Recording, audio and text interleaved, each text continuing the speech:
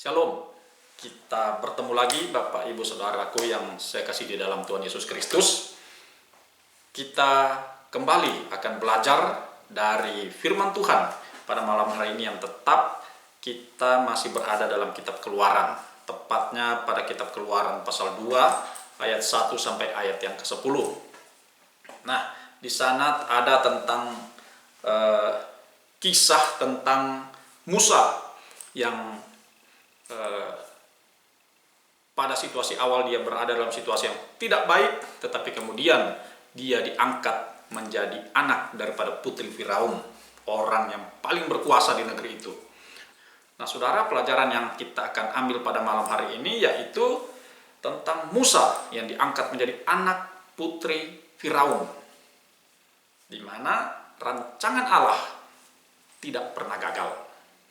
Nah, baiknya saya akan membaca dulu ayat-ayat dari Alkitab, dari kitab Keluaran pasal 2 ayat 1 sampai ayat yang ke-10.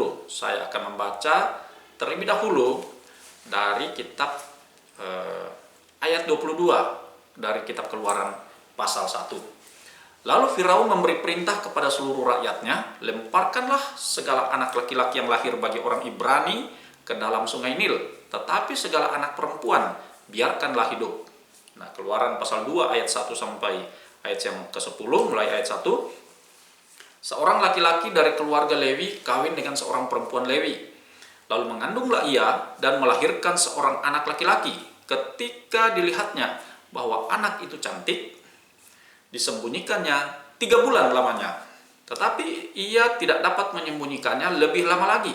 Sebab itu diambilnya sebuah peti pandan, dipakalnya dengan gala-gala dan ter, diletakkannya bayi itu di dalamnya, dan ditaruhnya peti itu di tengah-tengah teberau, di tengah sungai Nil.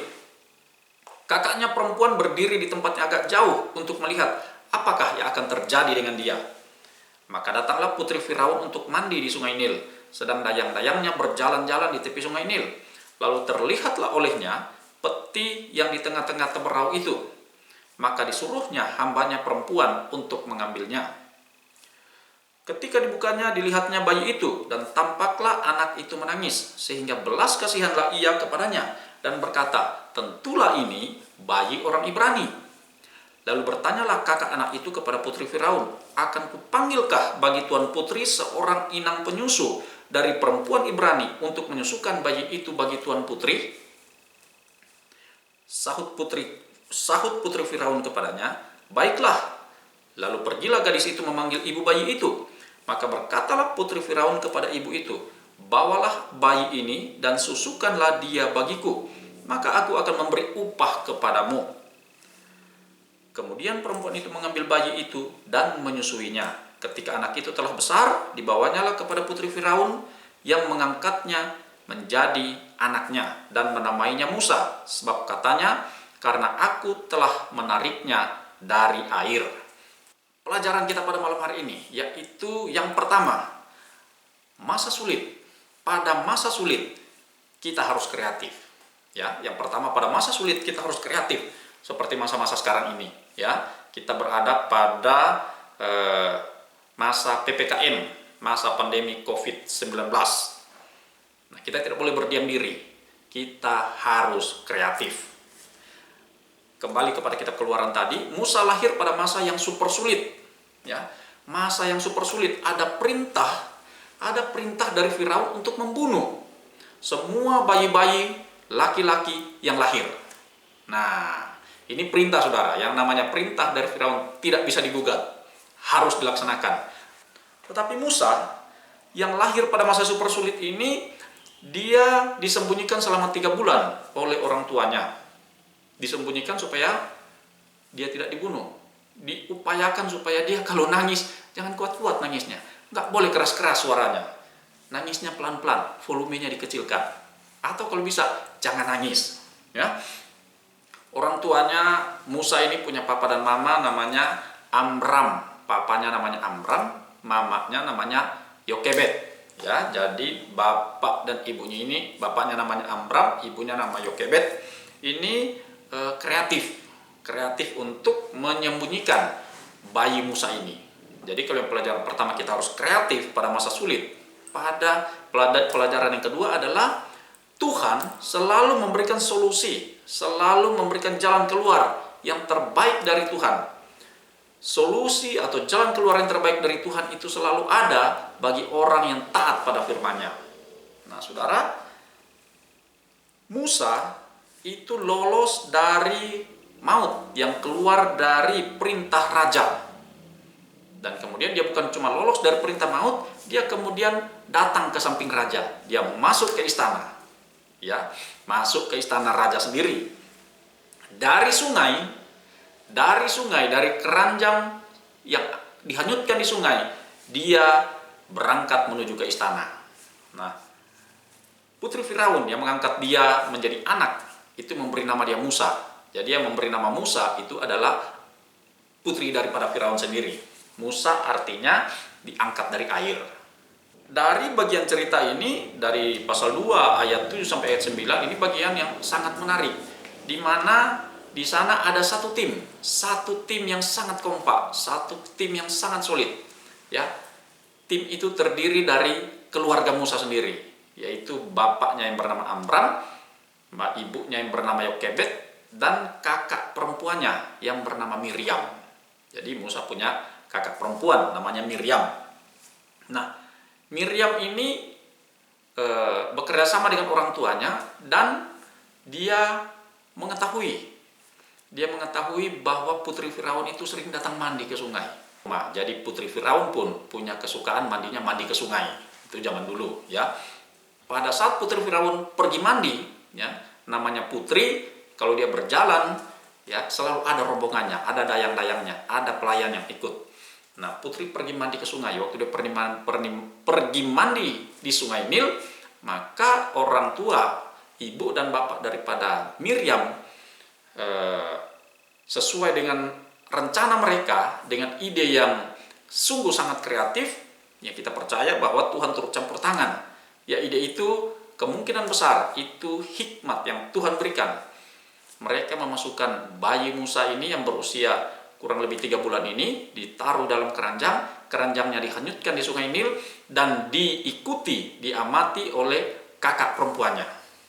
Nah, begitu kakak perempuannya melihat bahwa putri Firaun sudah sampai di sungai, keranjangnya dihanyutkan, dia melihat dari jauh. Nah, pelayan daripada putri Firaun ini melihat, nah dia melaporkan, "Putri, ada keranjang itu." Putri bilang, "Ambil. Ngapain pula kita mau mandi ada keranjang yang hanyut di sungai?" Begitu diambil, dibuka tutupnya, bayi Musa langsung menangis. Nah, suara tangisannya inilah menggugah hati daripada putri Firaun. Bagaimanapun putri Firaun itu juga seorang wanita. Jadi ketika dia mendengarkan suara tangisan bayi yang ada di depan matanya, yang Alkitab mencatat bayi itu sangat elok, penampilannya sangat bagus, ya, sangat ganteng, dan menggugah hati daripada putri Firaun. Putri Firaun kemudian mengangkat anak itu. Ada satu peristiwa, momen yang sangat baik di mana kakak perempuan daripada Musa ini tampil, kemudian menawarkan kebaikan, menawarkan jasa kepada putri Firaun. Nah, saudara, Miriam ini waktu menawarkan jasa kepada putri Firaun itu mempertaruhkan nyawa, ya, tidak sembarang. Itu putri Firaun, bukan putri tetangganya. Itu putri Firaun, jadi dia harus mempertaruhkan nyawanya sendiri. Bagaimana kalau putri Firaun bertanya kepada Miriam, "Apakah ini kalian adalah sandiwara daripada kalian sendiri?" Nah, kalau sampai itu ditanyakan, berarti Miriam tamat riwayat. Itu. Nah, Miriam mempertaruhkan nyawanya, menawarkan jasa kepada putri Firaun untuk mencarikan inang penyusu kepada putri Firaun. Sekali lagi, Tuhan turut bekerja. Solusi terbaik daripada Tuhan itu ada. Nah, waktu dia menawarkan inang penyusu, putri Firaun langsung mengiyakan. Apa yang dilakukan oleh Miriam?